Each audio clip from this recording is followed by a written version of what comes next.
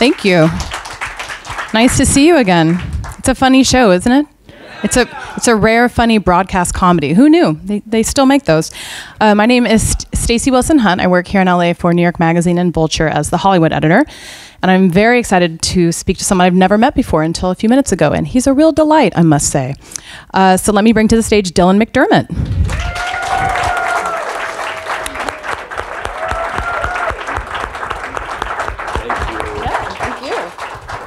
How's everybody? Thanks for coming out. It's a good crowd. Good crowd for midday event. Yeah, I love a midday crowd. They're not drunk yet, but they could be later. You know, you never know. So before we get into the show, I would love to talk about your journey to where you are today. And I think it's safe to say you had an unconventional life in general, specifically an unconventional childhood and upbringing and entree into the business. But maybe give us a little bit of, I guess, background on how you became interested in acting. Well, you know, I had the good fortune of having E. Vensler as my stepmother, who wrote the Vagina Monologues. And when I met her when I was 15 and she was 22. And crazy, I know. And my dad was 32 at the time, and we all kind of lived together in this apartment in New York. And she was writing, and she was the first person who said to me, "You should be an actor." Because I had no idea. At age 15? At 15. Wow. And she literally walked me over to HB Studios in New York and put me in class. And then she would start to write plays for me or give me parts. And that is how it sort of initially began. Wow. Yep. No one else has that story on planet Earth. Absolutely not. It bears no resemblance to anyone else we've ever had on this stage. That's right. And did you find yourself more interested in theater, or did you think, okay, yeah, initially I just thought I would be a theater actor, and I was doing plays, and I got, when I was at the Neighborhood Playhouse in New York, I auditioned for Biloxi Blues, they were replacing the cast, and when I got out of school, I got a call from Meg Simon, who was the casting director, who was the first person to give me a job, and she said, "Come on in," and I auditioned 7 times for that, for one of the roles there, and I got it right out of acting school. So I was very happy to be. I was on Broadway for a year, and I thought that would be my life. And did you have formal acting training on the side? Were you seeing teachers? Did you go to school? Did you study? I went to Neighborhood Playhouse, and I studied with Sanford Meisner, which was, you know, he was the greatest. It's pretty good, I guess. Acting teacher in the world. So, you know, working with him.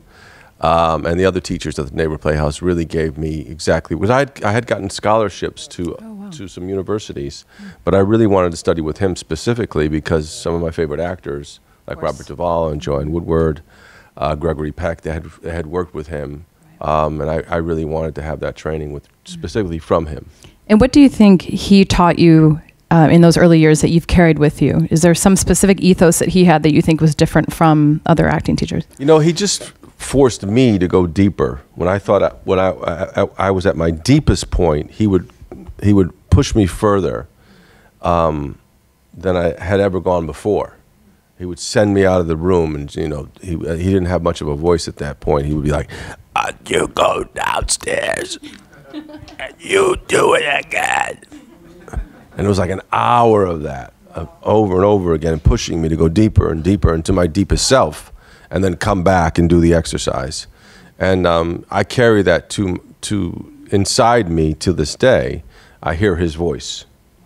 I think that's just why he was a great teacher. Right, kept pushing. That's great. Right. It's good in all artistic pursuits, by the way. So the first thing I remember seeing you in was Hamburger Hill. That was my first film. That was your first film, 1987. What was that audition process like? Was oh my God, that was still stressful. Well, it was still one of the greatest days of my life because they kept calling me back for bigger parts. You know, and that was around the Full Metal Jacket time. You know, and post Platoon, like around the same. It was all around the same time. Yeah. You know, everybody went to the audition in fatigues. And I was like, you know what? I'm not going to wear fatigues. And I just was working from a really good place inside myself, where, you know, which is always the best place to work from, where you think you're not going to get the role. So it doesn't matter. Right. There's freedom in that. There is. when you're struggling with like, I got to get it, it never comes out right. But when you have that freedom that Marlon Brando talked about, he always said, if you care too much about something, it's no good. And he always had that freedom in his acting. He exuded that too in his work. Because I don't think he really did give a shit. He didn't really seem to. Like for real. Like he always looked like he may want to be somewhere else a little bit when you I think he did. Him. He did. Yeah, he said I'd rather eat ice cream, and he was right. But it worked for him. He's one of the few people to get away with that. Yeah. But anyway, I didn't have that knowledge, but I just never thought I would get the role. And I never forget. I was in my bathtub where I usually am, and I got the phone call. Except for right now, this is a rare moment where he's not in his tub. I got the phone call from my agent that I got the part, and I couldn't believe it. I really couldn't believe it. I still can't believe it. You know, because you know, there's always a quality you always have as an actor. At least I do, where I always pinch myself because I can't believe it. You know, because it's the greatest. I still think it's the greatest job in the world, because you get to be so many different people, and you get to learn so much about people, right? Besides yourself. You know, I can't imagine just being Dylan. You know what I mean? I get to be Captain Dave. You get to be so many. You know cool what I mean? people. It's just so much fun to be him. I drove home the other day from work, and I was like, shit. You know what? I still want to be Captain Dave.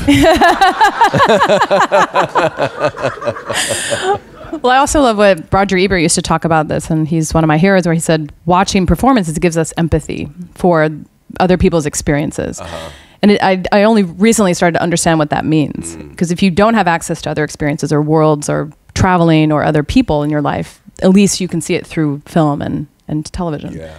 So. Yeah, I always thought that, you know, this is all about, it teaches us how to feel, you know, the good stuff. Yeah. The good films and the good theater and the good TV shows. You know, we don't have that lexicon to feel. No. And I think that, you know, this is why we need art. Even when you go to a museum, it helps you feel. Because left to our own devices, we won't feel much. Right. You know, we'll shut down. Right. Art makes us feel. Right. And speaking of feelings, Steel Magnolias. Oh my God. Still haven't recovered from it all these years later. I mean, obviously, it was based on the play, and it was an existing piece of IP. Yeah. But I've watched this movie probably, I don't know, 50 times. The armadillo cake, I cannot get out of my head still, that disgusting cake. But what was it like to be part of that? Obviously, you were there when the beginning of Julia's career, which must have been incredible for her. But it was also the first time I got to see you sort of, I mean, you weren't the lead, but you were pretty integral among all these incredible women. What do you remember from shooting? Well, you know, first of all, I had done Hamburger Hill. Right. That was my first film. And 3 people died making the movie. Oh. So it was so brutal, this movie. There was like funerals during the filming. That's terrible. And then cut to Steel Magnolias. And you're like, I can't believe the catering on this movie. What's going on? I have a trailer and there's catering and people are nice to me, and I couldn't believe it. Yeah, quite a stark contrast. Yeah, my first big Hollywood movie. But that actually shot in the South. Yeah, which is shot great. in Louisiana. So it was. Thank you. And I felt like it was like I couldn't believe it. After being no trailer in Hamburger Hill, we had. One outfit, because I couldn't afford 2, and you'd have to be hosed down because we were all muddy, and then all of a sudden, you know, they're giving me filet mignon for lunch. So it was remarkable. It was just such a great time, and Herbert Ross, who directed it, and Ray Stark, who produced it, and you know, it was just the creme de la creme of Hollywood, and you know, Sally Field. I mean, Dolly, I mean, it's just too much to even absorb when I think about it. The way Dolly Parton smelled, I couldn't believe it. She had 17 different perfumes on, so when you walk in the room, you were just like, I get dizzy. Well, it fit her character, too. She was in the grooming business, obviously. That's right. And Shirley MacLaine and, you know, Sam Shepard. Olympia Dukakis. I mean, it was just everywhere you looked, there was a superstar. And it was a rare sort of seamless adaptation of theater to film that worked. It was commercial. That's right. It did well at the box office. It wasn't this kind of artsy movie. It was a commercially successful film. That's right. Yeah. And did you have to do chemistry reads with Julia? Was it was that a big piece of the puzzle at that point? No, I remember I auditioned for it, and again, I never thought I would get it, and I got it. This has been the story of my career. You know, no, and I had known Julia a little bit beforehand, so I just read for it and was offered it. Really off Hamburger Hill. Okay. Yeah, because I had seen your work in that. The New York Times had just written an article, luckily, and I think that really helped me. They said this is the guide to know moving forward. For this 5 minutes. For this 5 minutes. And I always want to ask people, anyone who's worked with Clint Eastwood, what was it like to work with him in The Line of Fire, which is still one of the best thrillers, most well-made. Yeah. I mean, you think these movies, a summer thriller, you know, presidential I mean, there've been so many of these movies, but the movie's it's a perfect movie. It really, I think you're right, and it's the script. Yeah. Extraordinary. John Malkovich too helped. Malkovich and Wolfgang Peterson was at his best. Absolutely. And then all of a sudden, you know, here's a guy I grew up with, you know, watching movies with my dad, Clint Eastwood, bigger than life. He's an icon. And then the next thing I know, I'm in a scene with him, and it's like, open up, federal agents. I was like, what? I couldn't believe it. Did he have any words of wisdom for you? Did he have any sage advice that he was sharing with you during filming? He's a man of few words, I understand. That's right. Well, you know, the cool thing about Clint was I was doing an emotional scene in the car. And so, you know, I have this technique of, you know, I went to the neighborhood playhouse and member of the Actors Studio, and I wasn't sure if he was into all that. And I had a breakdown scene in the car, and I was like, you know what, Clint, I can do this alone. You don't have to be here, which happens a lot, you know, with scenes. And he was very gracious, and he stayed through my process of, you know, having to break down in this scene. I thought that was really cool of him. Because he didn't really come up through that same rigor of the New York theater scene, and he had a great sense of humor about him. I remember we were in Washington, and you know, in a tough neighborhood, and this guy comes up to us, and he goes, "Oh my God, I can't believe it! I can't believe it! East Clintwood."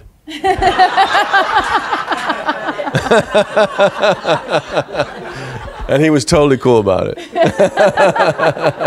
And he said, "Go ahead, make my day," right? Yeah. That's very charming.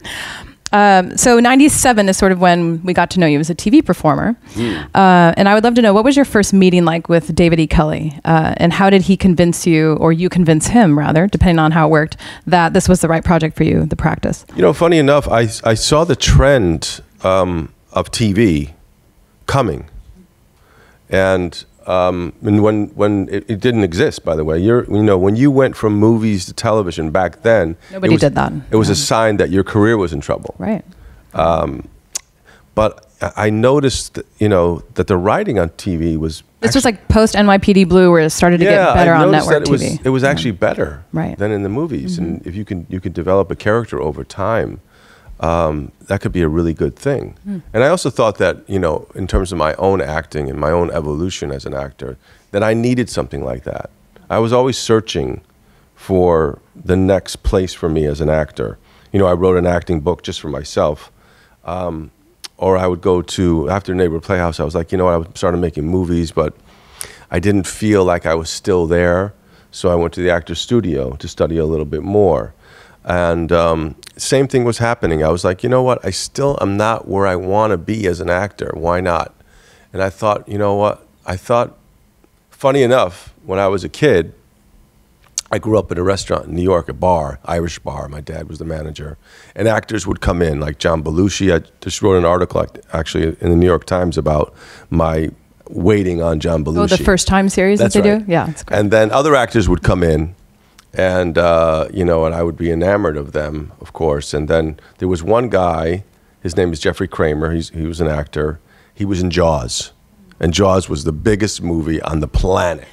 And he would come in, and then one time he went. I think he went to the bathroom, and I went to the bathroom at the same time, and we struck up a conversation.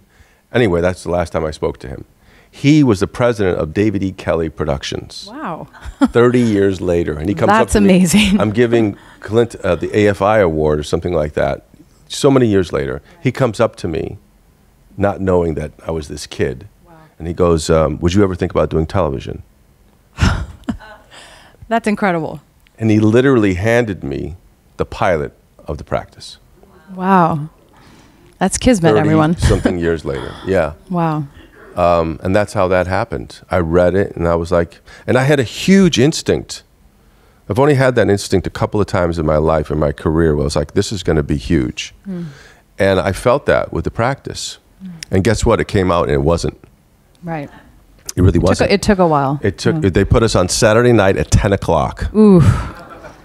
I remember I was in Paris at the time, and I sat down on the curb because I heard the time slot. They said, yeah, good news and bad news. The show got picked up. Bad news, Saturday at 10 o'clock. And I was like, what? It's hard to imagine David E. Kelley being put on Saturday night at 10 o'clock. And there I was, and we made those episodes, those early episodes of the practice, the first 13 are some of the best we ever made. Again, because we didn't care. Right.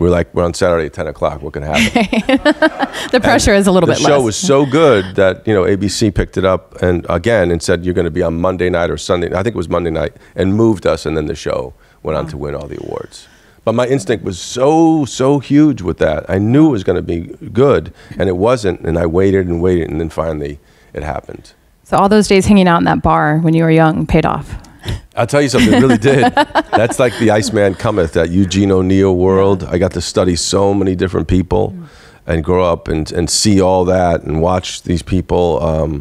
And they became friends of mine. It was just incredible, these characters in that bar. I'm writing a book right now, and that's part of it. And there's a bartender who I used to work with. I don't know if he's still around. His name was Benny the bartender. He was a longshoreman and a bartender, and he had a glass eye. Of course he did. And then just to make me crazy, he would pop out his glass eye and spray it with club soda and stick it back in his head. You cannot have these experiences in college. Your time was better spent. So you talk about the instinct that you had. What was your instinct when you first read the pilot for American Horror Story? Which is a very different project. That's right. I mean, it was, again, I read it. I called my agent. I said, I want to do it. They said, they don't see you for this. I said, I know, but I want to go. All you have to do is get me in the room with Ryan Murphy.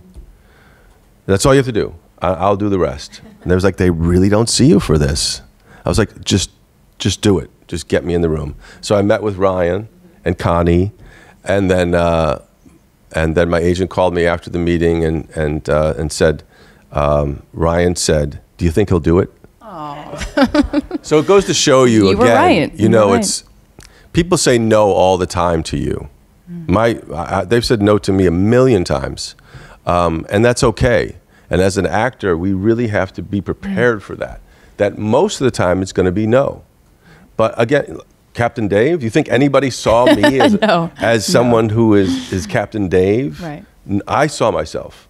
So it's again having that clear vision of who you are and what you can do. It's not anybody else's vision of you. It's you, right? And that's the only thing that counts is your vision and what you think and your ability.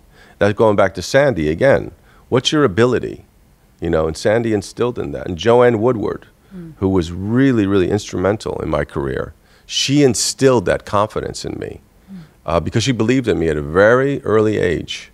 Wow. And being around her and Paul and seeing the royalty of acting, that Amazing. Really, really helped me just to see it and be with them because they were so classy and they were so talented.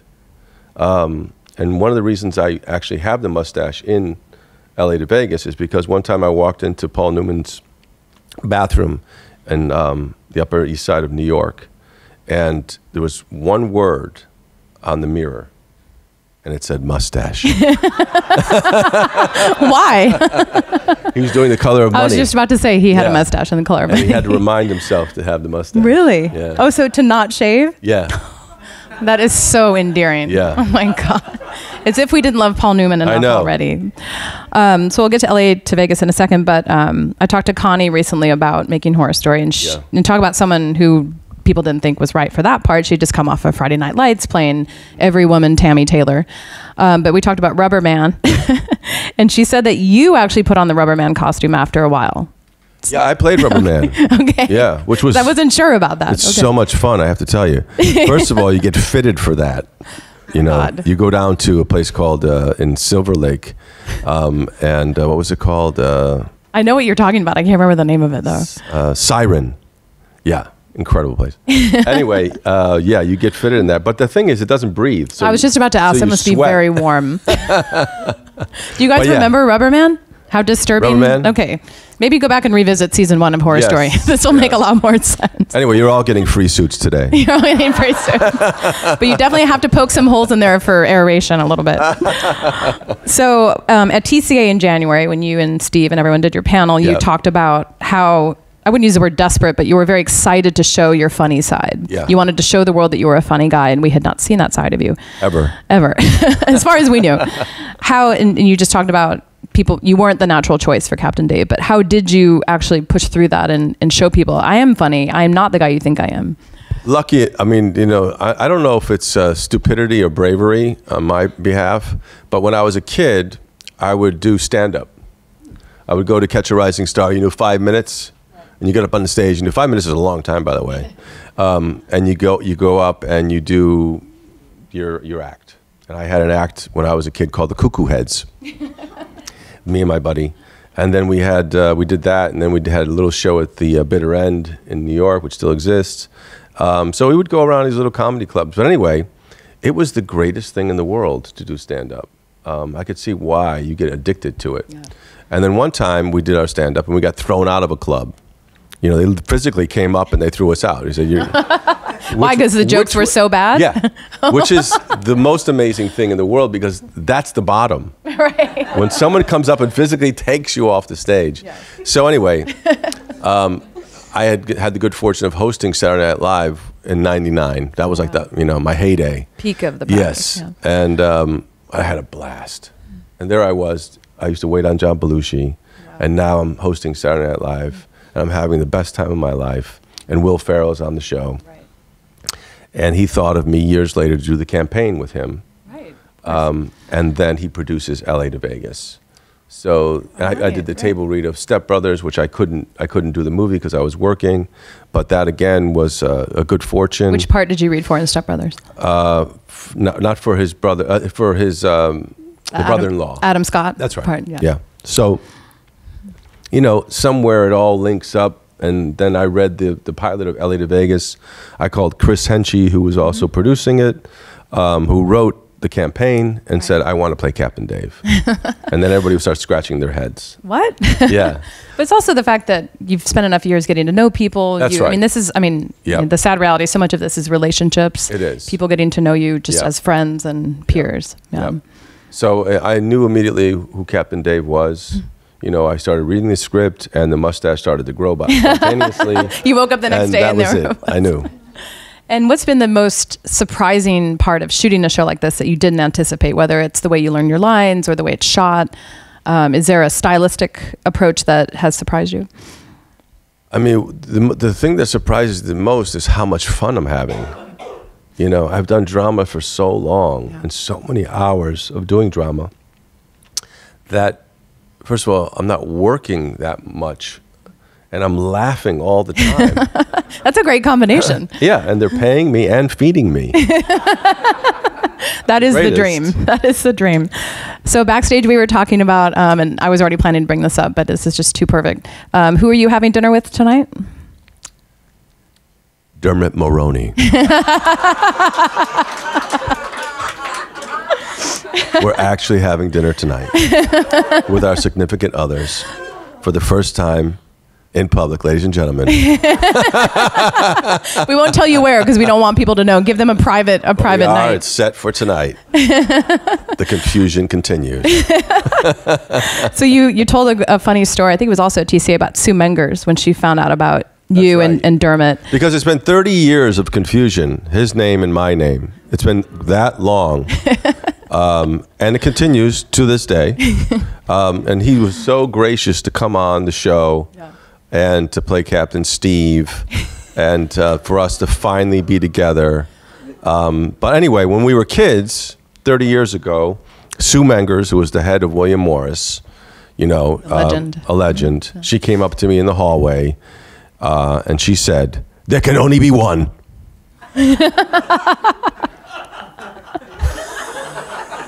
You were interchangeable at that time. Yeah. Meaning that there could only be one Dylan McDermott or one Dermot Mulroney. That was it. Someone had to make a choice. So did you ever decide who was the one and who wasn't the one? That's the problem. That's the problem. And I've heard that real life pilots have responded well to your performance. Yes. Do you get attention from them in airports, or people saying, "Oh, I am Captain Dave," or "I sure know a Captain Dave"? Well, the good news now is that I get a lot of free shit from the airlines, you know. So it's great to fly again. Well, I want to make sure we get to some audience questions because we have good ones. My friend AJ Billions, of course, is in the house. Where's AJ? Where is he? Somewhere. Okay. He would like to know who has been the most instrumental to you in your career, and that could be personally, professionally, someone you trust for advice. Well, I mean, I have to say Eve Ensler, because she really encouraged me to become an actor, you know, and she really is my go-to. How is she? I know she had some health issues the last few years. She had cancer, okay? And she beat it, and now she's like 8 years clean. Wow! And she just did a one-woman show. She did, yeah. There was a great story in the Times about her. That's right. So she is a force of nature. She's a wonderful, great writer, and really, she is. Without her, I'm not an actor. Do you consult her on jobs and decisions that you have to make? No, because she'll always tell me no. Don't do it. But what if you say, I have an instinct about this, Eve? Yeah, she'll still tell me no. She's a purist. Yes, she is. Next question is from Ashley, who would like to know, what's the biggest difference or challenge that you have faced in going from drama to comedy? And we talked a little bit about that, but maybe from an acting perspective, do you see them as two separate crafts? Is your process different? Is your approach different? It really isn't. I was just talking to my fiance Maggie Q about this in the car on the way here. We were talking about the whole thing of comedy and what is comedy and what is funny and what's not funny. And I really said, it doesn't matter.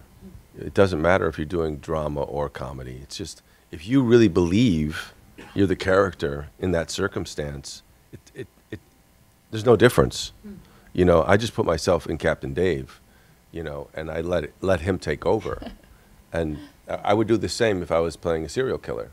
So it really is, for me, it's the same. Other people, I tell you differently, but I'm just playing moment-to-moment truth. And when you were starting out as an actor, I mean, comedy's only recently become a respected version of theater. That's why we rarely see comedies at the Oscars, which I think actually comedy is more difficult. Yeah. Why wasn't comedy part of that training that, as much of that training that, the Meisner was probably not teaching people how to be funny. But I guess the truthfulness that you just talked about should apply to anything. I think so. I think other people might tell you differently, but for me, I make sure that my honesty as Captain Dave is the same all around as an actor. I'm not doing anything differently besides just playing him. And the mustache is important. Yeah. It's very important. Estelle would like to know, do you prefer working in theater or film and TV, and why, if you do have a preference? Well, I love theater. There's no better, when it works, it's electric. When it doesn't work, it's the worst thing that could ever happen to you. Have you had moments where you knew on stage? How did you rescue yourself? I learned a very important lesson in why, we always ask ourselves, at least I do, why I'm an actor. Initially when I was a kid, I used to act for you. And then along the way, I was doing a play, and all I heard was, at the end of the play, it was like 3 hours, I was blood everywhere, and I gave everything I had, and I think there were like 3 people in the audience. And then I heard this. Oh, God. I was like, shit. I just did all that for that? And then I realized, oh, I get it. No. I'm doing this for me. This is for me. This is for my happiness. It's not for your happiness. It's for my happiness. And then that's when it all changed. The penny dropped, and I was like, oh, okay. I'm doing this for me. So it doesn't matter whether you like it. It doesn't matter if I win awards. It doesn't matter if I get paid. And I always tell this, my daughter's starting to be an actress, and I say, as long as you love it, then you're good. you know. But if you're doing this because you want to be rich and famous, don't do it. Do it because you love it. And if you love it, you're free. As long as you have a day job. Well, that's the other thing. I always tell people, don't have anything to fall back on. I remember when my dad, I was waiting tables, and I said, you know, I told my dad I'm leaving the restaurant, and we said, well, what are you going to do? How are you going to make money? And I said, I'm going to be an actor. He goes, but how are you going to? Are you going to have something to fall back on? I said, no. The trick is never, ever have anything to fall back on, because you will. True. So a friend of mine, Amy Landecker, was just acting opposite you. She's wonderful for a few episodes. She said that, I asked her last night, I said, okay, what should I ask Dylan today? and I asked her, well, what were your first impressions? And she was like, I couldn't believe he can improv as well as he does. And so I wanted to know how much of what we see on screen in LA to Vegas is you adding in a few lines of your own, or do they just say, oh, you can do one for yourself, but we're really going to use what was on the page? Yeah, I think you know, because there's always that thing with actors where, you know, you get the little eye roll when they say, oh, can I do some improv? And they're like, sure, oh, Dylan. No, not the improv. Dylan, we gave you this role. Isn't that enough? because writers love their lines. Especially in TV. They love them. Yeah. They can't get enough of their lines. Yes. Writers' rooms are a scary all place. All these years of acting, because they love them so much. And I'm just like, yeah, they're good, but I could show you something too. But anyway, I always say the lines just the way it's written, and then I do one for me. Again, it's for me. It's for you. Whether it shows up on screen or it doesn't show, I don't care. Right. But as long as I can do that one take for me, that's great. Right. So yeah, I like to do that because, you know, sometimes those little nuggets will come out, you know, those golden nuggets. Sometimes they don't. It's what's silly. Been a golden nugget that we've seen actually make it to air? Muay Thai. Nice. That was me coming up with that move. Yes. I saw the move in my head of, you know, jumping up on the seat and wrapping my head around his crotch. Yes. I knew that was the move. Did you actually do that move in the moment? Yeah, I did. Yeah, I said, I said to Steve Levitan, let me show you. Can I show you one? This is in the pilot. Yeah. Okay. Can I show you? And he was like, yeah, sure, show me. And I did that. Like, that was a pretty aggressive move for your co-star, not knowing that. No, I told him. Okay. He knew. He like jumps up and puts his legs around this guy's neck. I don't know if you remember. Yeah. And the oxygen mask. Yes. I wanted to do that. So there's definitely, you know, things I like to do in a take. And sometimes, you know, people get scared. Yeah. You know. Well, Steve Levitan is a connoisseur of comedy. That's right. So if he feels good about it. That's right. But, you know, I think it's important for me to do that for myself again. It's all about you. Yeah. It's all about you guys. For everybody, you know, you just find that little piece of happiness inside yourself. Right. That's why we do it. That's why, as an artist, we have to do that. That's what it's about. It is. Well, we thank you so much for coming. Absolutely. Thank you guys for coming. You. Appreciate it. Thank you.